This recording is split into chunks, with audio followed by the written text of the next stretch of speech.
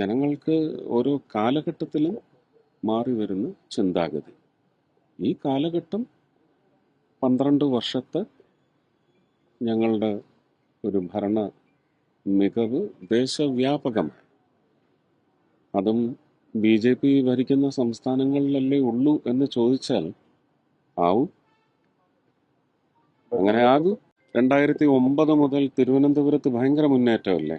ആ മുന്നേറ്റം പിന്നെ നമ്മൾ വേറെ എവിടെയാ കണ്ടത്? കോർപ്പറേഷൻ ഇന്ന് വരെ പിടിക്കാൻ പറ്റിയിട്ടുണ്ടോ? പിന്നെ നിങ്ങൾ ആരോടായി കണക്ക് പറയുന്നത്? അതൊക്കെ ചുമ്മാ അറ്റാക്ക് ചെയ്യാനുള്ള ഒരു കണക്ക്, അത്രയേ ഉള്ളൂ. അതൊന്നുമില്ല.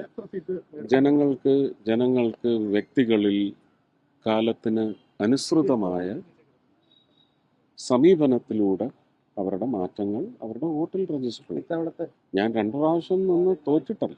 സർപ്രൈസസ് ഉണ്ടാവും.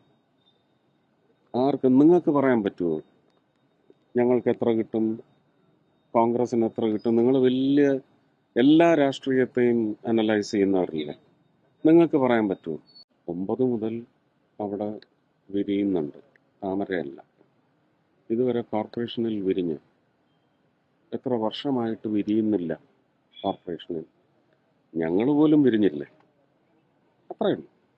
അതൊക്കെ ജനങ്ങളുടെ നിശ്ചയമാണ്, ജനങ്ങൾക്ക് വിട്ടുകൊടുക്കുക.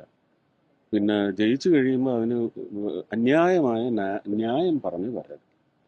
അത് അവരെ അവഹേളിക്കുന്നതിന് തുല്യമാണ്. അവരെ അവഹേളിക്കുക മാത്രമാണ്.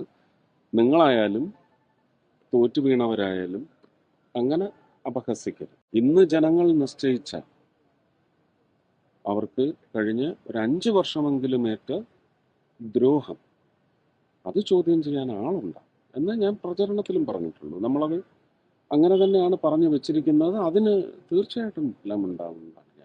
ചില ആൾക്കാർ ലിസ്റ്റ് ഇട്ട് വെച്ചിട്ടുണ്ട്, ഇവരെ നശിപ്പിച്ചില്ലെങ്കിൽ ഈ പാർട്ടിക്ക് അവരെ കൊണ്ട് ഗുണമുണ്ടായി മുന്നേറ്റമുണ്ടാകും.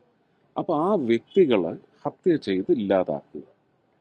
ഞാൻ ഫ്രം ഡേ വൺ, ഞാൻ വന്ന് ഇറങ്ങിയപ്പോൾ മുതൽ എന്തൊക്കെയാണ് പറഞ്ഞത്, എന്തൊക്കെ വിഷയങ്ങൾ കൊണ്ടുവന്നു.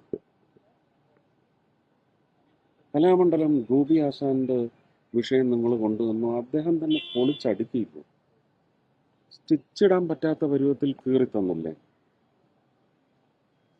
ഇത് ദൈവമുണ്ട്, സത്യം പുറത്തു വരും, അന്നേരം വരട്ടെ. പിന്നെ ജയിച്ചു കയറി പോകുന്നു എന്ന് പറയുന്ന ഭയപ്പാട് വരുമ്പോൾ ഒന്ന് എങ്ങനെങ്കിലും ഒഴിവാക്കിയെടുക്കണം. എനിക്കെതിരെ എത്ര പെറ്റീഷന് കളക്ടർക്ക് പോയത്, അതെല്ലാം തരണം ചെയ്ത് എൻ്റെ റിസൾട്ട് പോലും ആ കളക്ടർ അനൗൺസ് ചെയ്തെങ്കിൽ ഇപ്പോഴും കോടതി പോവുകയല്ലേ? അപ്പോൾ ഇപ്പൊ ശോഭ ജയിച്ച് വന്നു കഴിഞ്ഞ് MLA ആയിട്ട് മര്യാദയ്ക്ക് ഇരിക്കാൻ സമ്മതിക്കരുത്. അന്നും കോടതി പോകാൻ വേണ്ടി ഇപ്പോഴേ ഒരു തുണ്ട് അവിടെ എഴുതി വെക്കുക.